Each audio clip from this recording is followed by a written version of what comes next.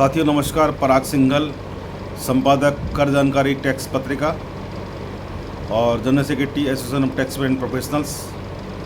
कल आपने मेरा वीडियो देखा था जिसमें मैंने जीएसटी एमनेस्टी स्कीम का जो इसकी अंतिम तिथि 30 जून है, आपसे अनुरोध किया था, अपील की थी कि 30 जून जो 4 दिन बचे हैं मात्र, उसमें अपने कंप्लाइंस पूरी कर लीजिए, लाभ उठा लीजिए उसका जीएसटी एमनेस्टी का। और आज मुझे इसलिए आवश्यकता पड़ गई आपके बीच में आने की क्योंकि अभी सुबह सोशल मीडिया पर 2 फोटो घूम रहे हैं जिसमें ये बताया जा रहा है कि 100% ई इन्वॉइसिंग से जीएसटी लागू करना आसान होगा। और दूसरा है 1 जनवरी से ई इन्वॉइसिंग लागू करने का सरकार का प्लान, जिसमें 1.5 करोड़ तक का सीमा लेके आ रहे हैं। इस बारे में आपके विचार में आपसे विचार अपने शेयर करना चाहता हूं, लेकिन मैं अनुरोध करूंगा आपसे कि मेरी पूरी वीडियो देखेंगे तो भावना समझेंगे। और टैक्स प्रोफेशनल्स विशेषकर जो छोटे न्यू कमर्स हैं या मतलब जो 5 साल 10 साल की प्रैक्टिस कर रहे हैं, जो साथ में अकाउंटिंग भी करते सुविधा देते हैं अपने क्लाइंट्स को, उनके लिए कितना एक फ्यूचर पर ख़तरा पैदा होता जा रहा है इस ई इन्वॉइसिंग से। ये एक बहुत ही महत्वपूर्ण प्रश्न सामने आ रहा है। सरकार का कहना है कि जीएसटी में ईमानदारी से राजस्व प्राप्त हो, ये हमारा प्रयास है, इसलिए हम सुधारीकरण कर रहे हैं। सरकार भी चाहती है और व्यापारी भी चाहता है कि ईमानदारी से वो टैक्स का भुगतान करें, क्योंकि व्यापारी टैक्स जीएसटी में टैक्स का भुगतान जेब से नहीं कर रहा है, कंज्यूमर से वसूल करके सरकार को दे रहा है, तो वो नहीं चाहता है कि वो टैक्स की चोरी करे। लेकिन जिस तरह से नियम, दंडात्मक नियम, पनिशमेंट वाले नियम, पनिशमेंट हरिसमेंट वाले नियम सरकार लागू करती जा रही है, उससे सरकार ये समझ रही है कि रेवेन्यू बहुत मिल रहा है। लेकिन मेरा बार बार प्रश्न सरकार से है कि 142 करोड़ की आबादी के अंदर सरकार की असफलता है, सफलता है पिछले 6 साल में कि मात्र 1 crore 40 lakh tax payers registered dealer काम कर रहे हैं देश में, और 6 साल के अंदर सरकार को पर मंथ रेवेन्यू जो प्राप्त हो रहा है एवरेज मंथली 1,50,000 करोड़ हो रहा है। तो कितना सफल है कितना असफल है, सरकार को इस पर विचार करना चाहिए। ये मैंने जब 5 साल पूरे तब भी ये प्रश्न सरकार के सामने किया था। आज पुनः प्रश्न इसलिए कर रहा हूँ कि ई इन्वॉइसिंग लागू करने सरकार समझ रही है कि सरकार को रेवेन्यू बहुत मिलेगा, लेकिन जैसा विपक्ष आरोप लगाता है कि सरकार छोटे व्यापारियों को ख़त्म करने की प्लानिंग कर रही है, वो बिल्कुल साफ प्रदर्शित हो रहा है।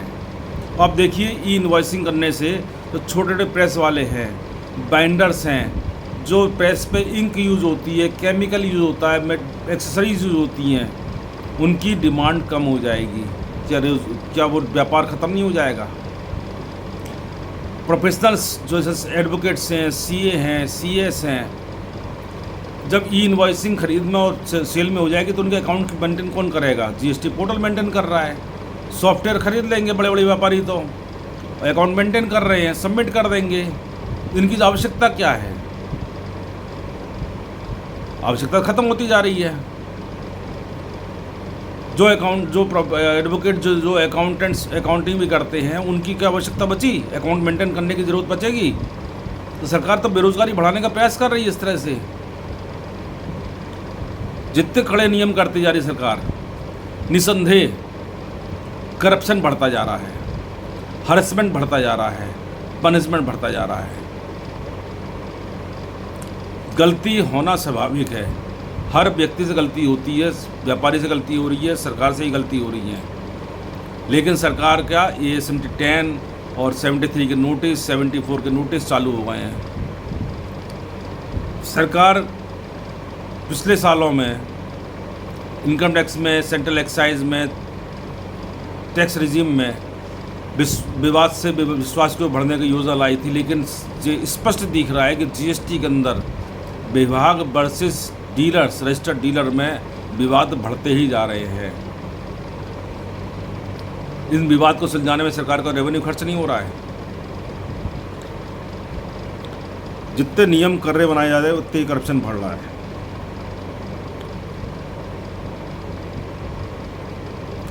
सरकार क्यों नहीं महसूस कर रही है, ठीक है विपक्ष नहीं है, सरकार क्यों नहीं महसूस कर रही है कि रजिस्टर्ड डीलर जो हैं और जो प्रोफेशनल्स हैं उन्हें नाराज़गी लगातार बढ़ रही है।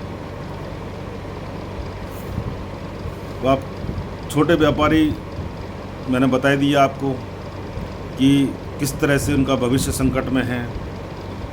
लेकिन मैं एक बात ज़रूर कहना चाहूँगा यहाँ पे कि जीएसटी एक्ट, जिनको 2017 का बोला जाता है, माल एवं सेवा कर अधिनियम 2017, दंडात्मक क्यों है?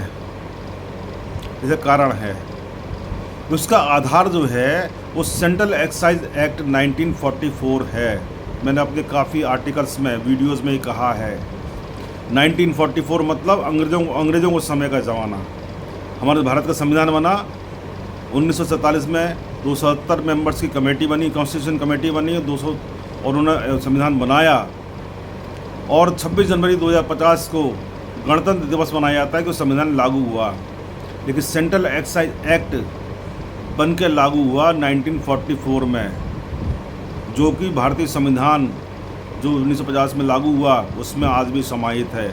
और जीएसटी एक्ट का बेस, आधार, उसके प्रोविजंस जीएसटी एक्ट में शामिल हैं, सेंट्रल एक्साइज एक्ट के। सेकंड नंबर पे आता है Indian custom act 1962, Indian penal code 1860। इन तीनों एक्ट को मिला करके जीएसटी एक्ट की व्यवस्था की गई है। सरकार से मैं पुनः अपील करूंगा कि जीएसटी एक्ट, अगर सरकार को भरपूर राजस्व चाहिए तो जीएसटी एक्ट को नए सिरे से बनाना होगा। प्रोफेशनल्स की, रजिस्टर्ड डीलर्स के हितों का ध्यान रखना होगा, उन्हें प्रमोशन देना होगा, प्रोटेक्शन देना होगा। पनिशमेंट हरिसमेंट से रेवेन्यू नहीं मिलने वाला है। रेवेन्यू तो मिल रहा है लेकिन अपेक्षित रेवेन्यू नहीं मिल रहा है। विश्वास से विवाद के रूप बढ़ रहे हैं। अगर मेरी बात कोई गलत हो तो आप मुझे बिल्कुल अपनी टिप्पणी में लिख के भेजिए कि मैं ये गलत कह रहा हूँ। बहुत ही इस बात का मुझे दुख है कि सरकार ई इनवॉइसिंग को एक हथियार के रूप में प्रयोग कर रही है। इससे व्यापारी प्रभावित हो रहा है। बड़ी बड़ी कंपनियां वो मेंटेन कर सकती हैं, सॉफ्टवेयर मेंटेन कर लेंगे, छोटे व्यापारी तो नहीं मेंटेन कर सकते हैं। साथियों, अगर मेरी पुनः आपसे अनुरोध कर रहा हूँ, अगर आप मेरी भावना से सहमत हो तो टिप्पणी में ज़रूर लिखिए। और मैं इस बारे में अपने एसोसिएशन की तरफ से बहुत ही यथाशीघ्र बहुत शीघ्रता से माननीय प्रधानमंत्री को पत्र लिखने जा रहा हूँ, इसका विरोध व्यक्त कर रहा हूँ। और आपसे मैं अपील करूँगा कि सोशल प्लेटफॉर्म पे आप जुड़े हुए हैं, सोशल मीडिया में जुड़े हुए हैं, तो अपने स्तर पे इसका व्यापक विरोध करिए, तो आपके और हमारे हितों को बहुत जल्दी कुठाराघात होने वाला है। नमस्कार, जय हिंद, जय भारती।